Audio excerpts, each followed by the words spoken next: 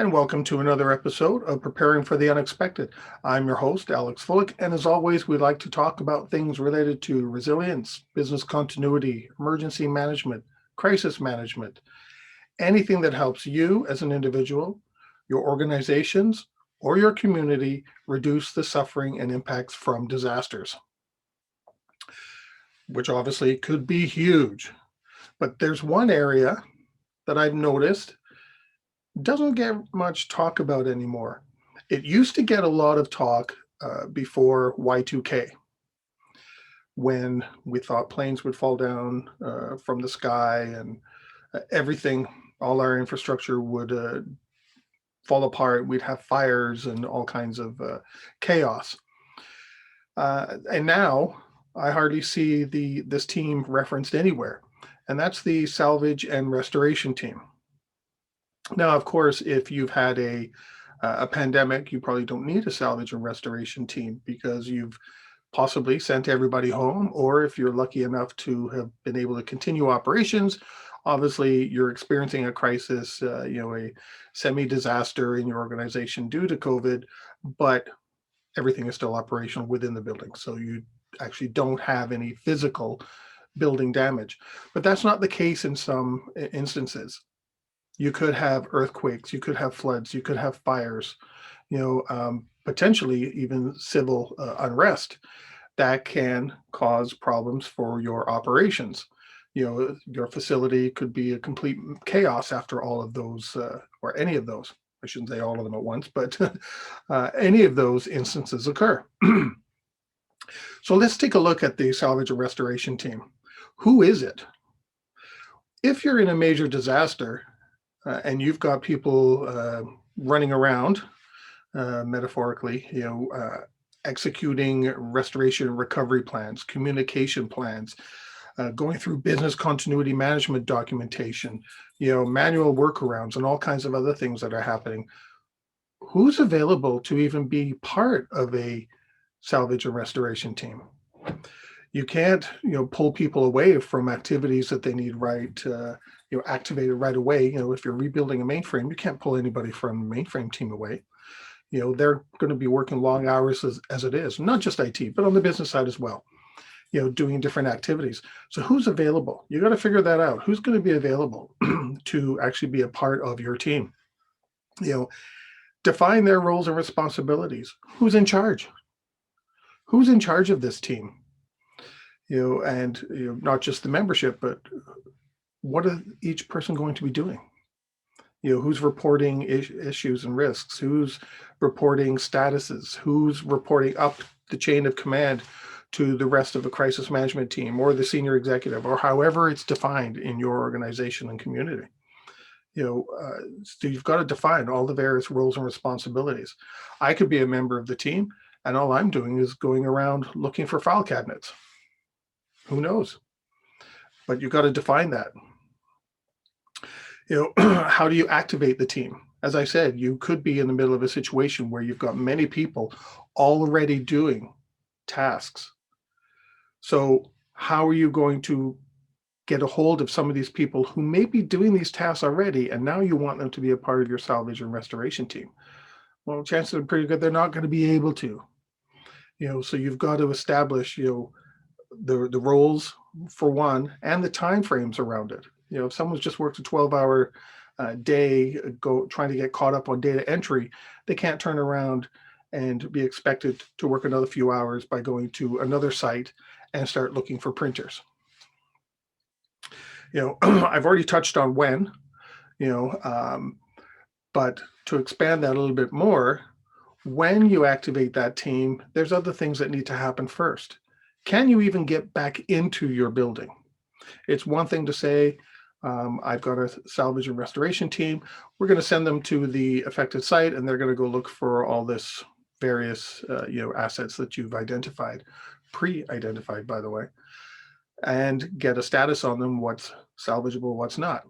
But you still need to know when you can get into that building, because even though the fire is out, or the civil unrest has moved on, or the earthquake is over, that doesn't mean you can automatically go back to the building. property management or civil authorities may say, no, you can't go in there. It's too dangerous right now. Not until some sort of structural, uh, what would you call it? They have to investigate to make sure everything is structurally sound, and ensure that all the fire, if there was a fire, is out and it's safe to go in, no toxins in the air, could be breathing in, even though your team should be outfitted properly with masks and any PPE that they require as part of this team. But so you got to figure out, you could activate that team, but the team may not be able to do anything for another week or two or longer. And what are they going to be looking for? Because you're in a disaster situation, crisis situation already, you've gone to another location, you've sent people working from home, you're co-locating in other facilities that your building has, but you've also probably leased equipment or purchased equipment to make up for those gaps. If you had a group of 10 that worked in, let's say, human resources, but they didn't have laptops, they all had desktops, and now they can't use them, you probably either they had a laptop at home they could log in, or you had to go and get them a laptop if they couldn't do that, because that computer may be used by other family members as well and can't be tied down to just your organization. Now what happens? Now you've got these laptops out there that you've leased. You've got potentially laptops that people took home. You've got laptops that are probably still in the building, and the same thing with desktops. So what are you really looking for? Do you have an asset list, that says, I did, number 001 is XYZ printer over in, northwest corner of the building, and all these other assets are laptops. And then you can find out, okay, which ones are still here on site, which ones are usable, which ones are not usable, which ones are unaccounted for, which ones are with employees at home. You have to go through all of that. And not just that, but then you've got, security issues too, because depending on who's on your team, you're going to have some sort of a security person with security authority from human resources to be on site, because they're going to have all kinds of HR files, private files, with all your detailed payroll information. Yes, things are online these days, but these file cabinets still exist. If you go into a vet's office, do you see all those files, usually behind reception, or even a doctor's office, just rows and rows of them. Things may be online, but if they're all online, what is all that files? What's in them? What do they need for? Why do they have to reference them? Same thing's going to happen. You can't have somebody who, let's say myself, I'll use myself as an example, in business continuity, suddenly going into all these file cabinets with all this personal information. No. That's not going to happen. And you can't let people do that. You've got to have someone on site to make sure the right people have access to the right information. I may be looking for printers and laptops, but that doesn't mean I can't see or come across information I shouldn't. And what do I do when I do come across information like that? Do I hand it off to the HR person, or is there some sort of process I should be managing? Do I pack it up? If I'm packing up this information, how do I pack it up? Who do I pack it up with? Who needs to be there? In what order do I pack this up? Where am I shipping it to? Who needs to receive it? Who is shipping it? And all the security that comes around all these different things. This is all salvage and restoration stuff. And then there's the vendors and insurance people that wander through as well. That if they're there before the salvage and restoration team, the authorized people to look for files, et cetera, they may have come across these files, this information that others don't have access to. They're not privy to information. And I'm not saying that, any of these vendors have nefarious reasoning for doing anything like this. It's just, that's the way it is. People come across things they don't need to.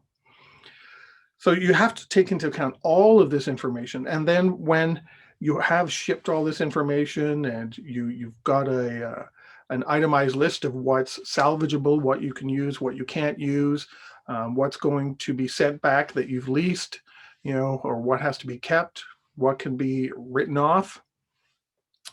Hopefully you've got some sort of an asset list that you can work from that identifies things. But I've seen big companies with asset list and everything was out of date.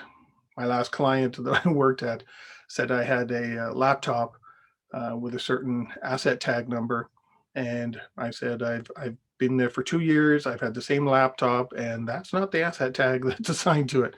So I don't know where it came from or what happened. So hopefully, if you have that, you're keeping that asset management information up to date. So take a look at your salvage and restoration team. How is it managed? Who's in charge? What's going to happen? The roles, responsibilities, when you activate it, when you deactivate it.